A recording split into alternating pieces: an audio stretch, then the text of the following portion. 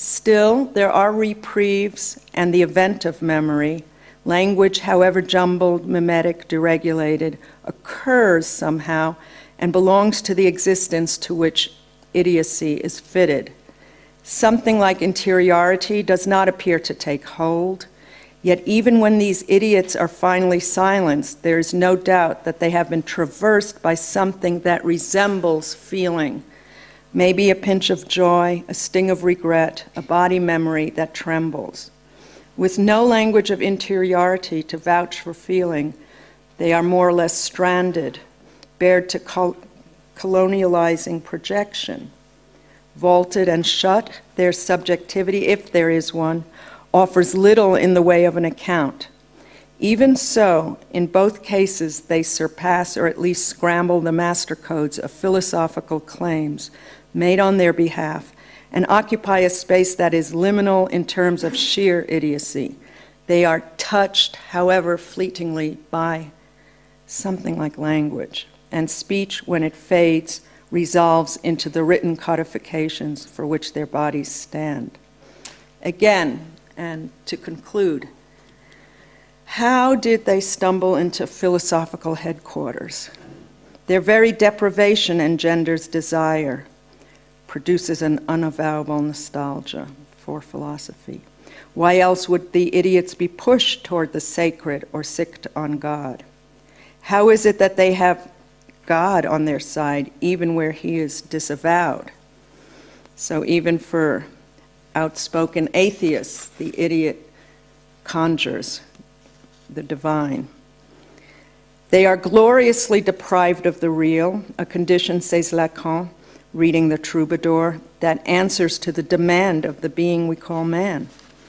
At that moment, when empiricism puts out a search for that which can establish some reality behind the speculative drive, when it seeks to brush aside the fictions and fancies of prior philosophical maneuvers bolstered by imaginary armament, it claims to discover itself in those beings that, held in the real and resistant to symbolizing acts, somehow pose the real in its extreme unreadability. There is something that empiricism gets close to when it encounters a nearly traceless path prior to the inscriptions of language. Yet even if the idiot were made to represent the proper beginnings of language, the place where the first hints of symbolizing urges could be detected, it would be wrong to think that the experience of deprivation simply ended with the introduction of non-mimetic language. For as Wordsworth has taught us, like the body, language as trope is always privative. Thanks.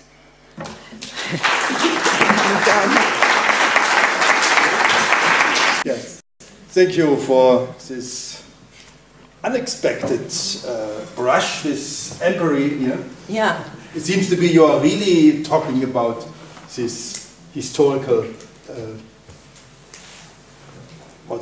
discoveries of wild childs like Caspar Hauser or things like that, and what kind of use or misuse philosophy is doing with it. And I'm still not sure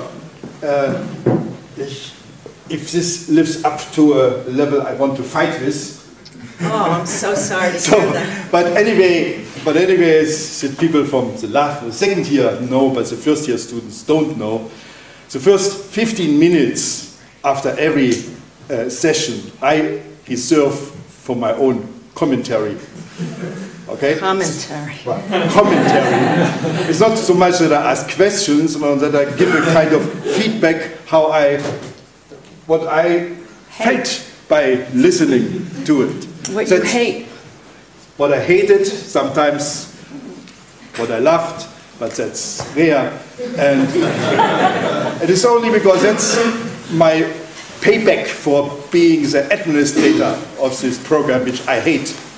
And cannot sit in her class, which I would love.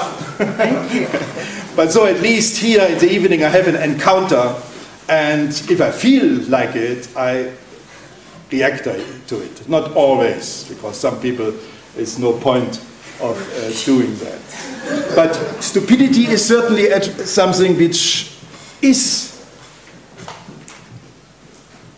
a key moment. And just start very simple. Every time I say in my class, and I say it very often, this is stupid, this is bullshit, this is, then this has a strong impact. Nobody wants to be called stupid. That is something, why not? They should be happy about this. No, they don't want this. On the other hand, the fact that we are all stupid, and I'm the first to admit it, and I do it in the class, is such a relief. I'm stupid, so what can you do? Nothing. Should be. Huh? Nothing you can do. Huh? And this is a stupidity you can find even in Zizek. It's hard to find, but it is to find.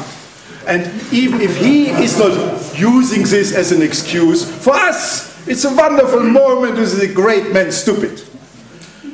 A stupidity which might be, and that comes nearer to your thing, something reflecting in our human condition, which is not in any way negative, so is a moment of freedom, comes close to that what Heidegger would call openness as an existential.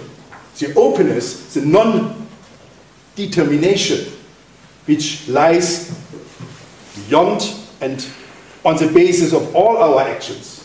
That all what we know is in the end not really worth much.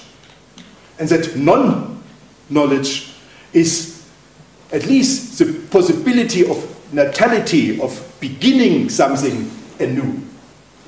In this respect, we feel a sympathy with a wild child, which can turn then in a divine child, das göttliche Kind. We have also this element, which everything begins, and this is something asked our Nietzsche guy here. Huh? He has just this experience of a wild child, just want milk and screaming and shitting. Huh? Does he does anything more? But does it so well?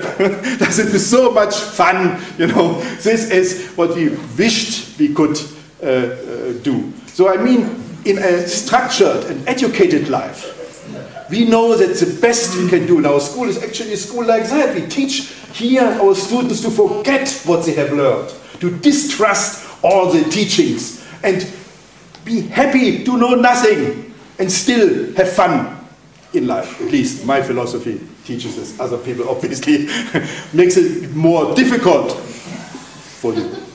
So, and I think this your stupidity brought out, that on the one hand, our fear of being called stupid, of being found out as stupid, is actually something our stupid parents installed in us.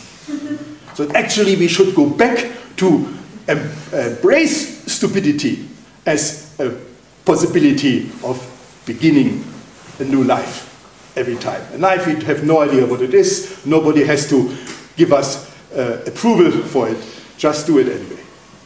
So that is what came to my mind in your respect, but I think your project, at least in this moment, is more to see how philosophy uses the other, constructed other of its own enterprise to make a point in its own favor. And that is certainly something, you know, like, again, your parents are telling other people how proud they are that you, the child, can already learn the alphabet. Oh, it's 4 years old and can read already. The poor sucker child, you know, cannot play with its own shit, has to read instead. That's know. The same thing. The same thing, right. But this is something only found out when he writes his dissertation, you know. That's okay, that's my 10 minutes of reaction. So please, now let's go back to the discussion for